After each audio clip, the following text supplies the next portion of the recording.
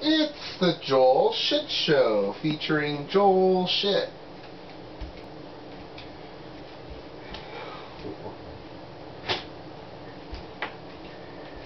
Hi, welcome to the Joel Shit Show. I'm your host, Joel Shit. So yesterday, I went to Pilates, and then I went to Safeway, and I bought nectarines, and that was it. And then I went to Food Max, and I bought bananas and a 10-pound bag of potatoes for 69 cents. And then I went home, that's here, and a bunch of shit happened that I can't remember right now. And then I made this big old thing of pasta with Alfredo sauce, and then I worked at a bar mitzvah. People always go, yes, I do weddings and bar mitzvahs. Well, I did a bar mitzvah right in the ass. I dealt blackjack for Aces Up. Never dealt blackjack for Aces Up before. Did all my training and everything, and it was fine. But every time there was an event, poker, poker, poker. Trail a bit of craps, poker, poker, poker. So he announces the lineup, but they had poker and craps, so for whatever reason he put me on blackjack. So I wasn't going to be mad. I mean, blackjack pays the least, so of course that bothers me, but, you know, I want to help them out. That's why I'm there in the first place, right? And so we're getting all set up, and I just mentioned offhand, you know, because I don't know, maybe he's putting me on blackjack to say something, and I just don't know it. So I want to show him that I'm fine with it. I don't know what his intentions are. And of course that's a load of crap. It's just a coincidence he put me on blackjack, but you know how I am about overreacting about things. So he says, I said to him, yeah, you know, it's a good idea to put me on blackjack today. You know, I don't want to get too rusty, you know, because I want to be able to do all the games. So this is great because I haven't done blackjack before. And he like locks up and he goes, you've never done blackjack at an event ever? You've always done poker? And I said, yes. And he goes, oh. I said, but don't worry about it. It'll be fine. Everyone gets 3 cards and you have to get to 22 without going over, right?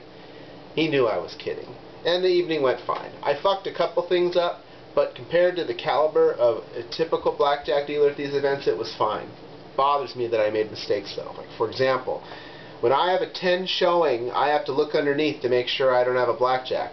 I forgot to do that, and 3 times I had a blackjack.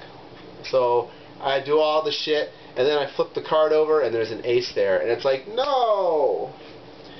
Luckily, it's not for real money. I didn't even call Alex over. I didn't want him to know. Of course, he'll know now if he watches this, but that's okay. The important thing is I remembered how to do everything. And man, those Aces Up cards are getting a little beat up. I know that cards are expensive, but they're really going to have to look into getting some newer cards because they're being used at a lot of events and they're just starting to turn a little. It's kind of a shame, really. But, you know, what are you going to do? So, party was good. It was a bar mitzvah, you know. The boy had really shaggy hair, so in 20 years when having short hair is in again and my hair looks less fashionable at the time, because my hair always looks like this, he'll look back at those pictures the same way my dad looks at pictures from his bar mitzvah. Wow, look at all that hair. What was I thinking? But, no, it's weird, because, like, so my dad's whole family's Jewish, and my dad was Jewish, and then he met my mother. My mother said, you're not Jewish anymore. And he said, okay, dear, whatever you say, and then that was the end of it. I came along, and it was long after that. So, I mean, I still have my foreskin. I mean, there's nothing Jewish about me. At least on the inside. And so the only experience I have really with Jewish culture is with my dad's family, who I would visit at holidays and stuff. And so they know that I'm the only Edelman because my uncle isn't having any kids, he's gay, and all my cousins are on from my aunt. So I'm the last guy. Like, I am the namesake. Here's your future right here, Edelman family. You know, I'm not having any kids.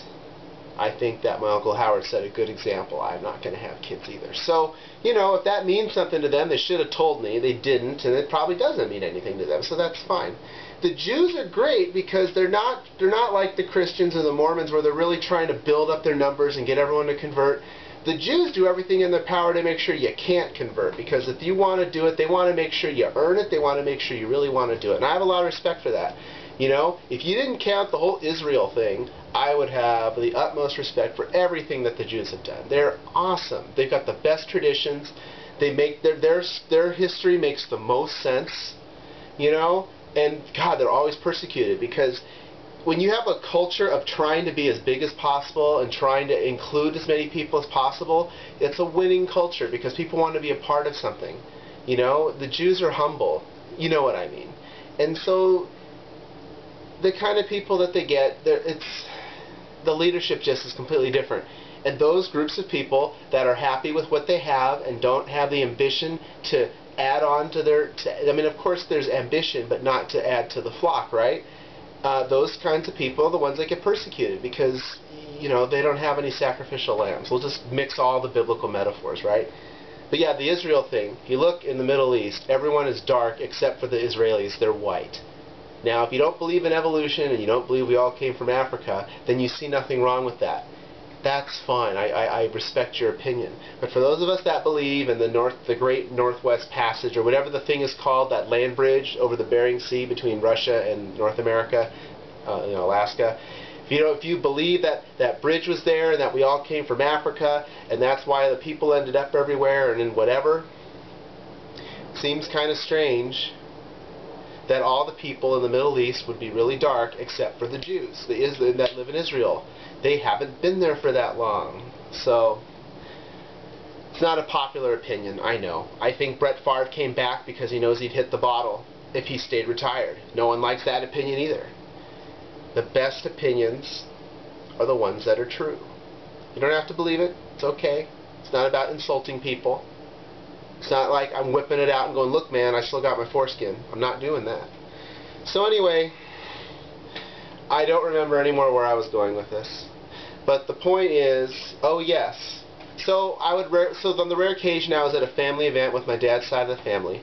There's a certain family atmosphere that the Jews have. It's seen rivaled only by the Mormons. The Mormons have the best family atmosphere. It's very inclusive.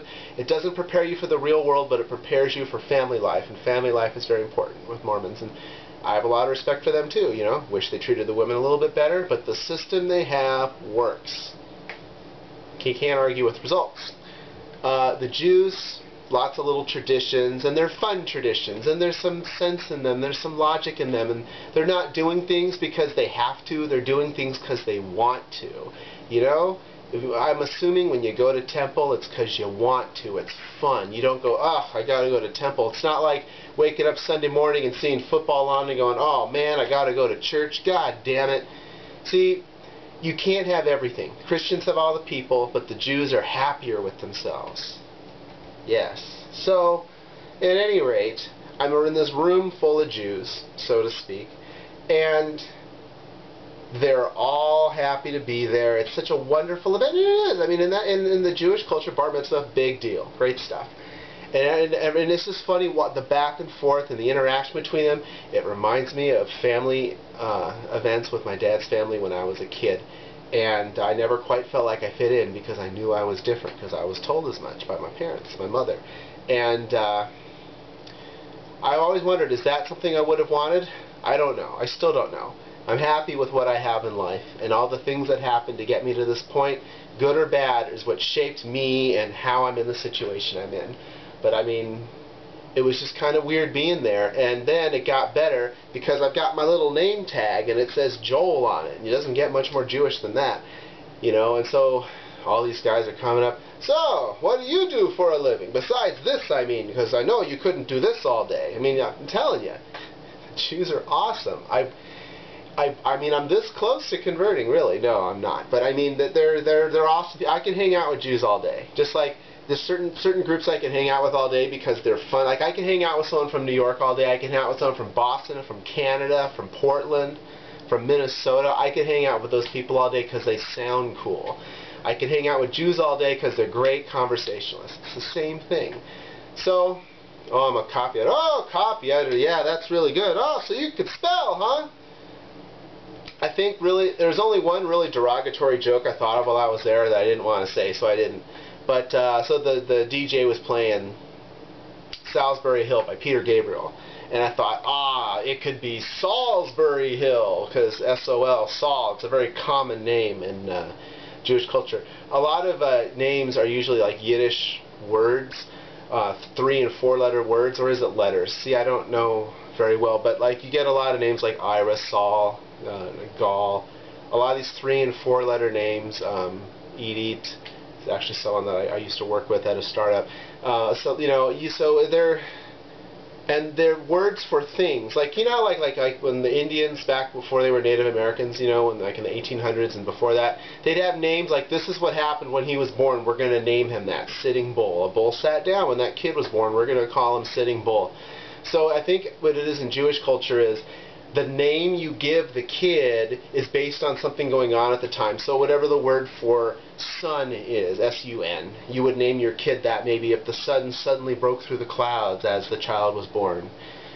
Something like that. So, you know, great names. I wish that they all had their little, because they don't all have names like Jacob and Josh and all that. They have some really neat names that are, you know, that are in Hebrew, and I think that's pretty cool.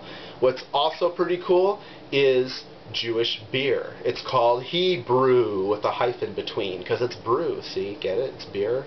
You can buy it at Bevmo, I know that. Another thing that was nice about it, because you know, not a lot of smoking in Jewish culture, at least that I know of anyway.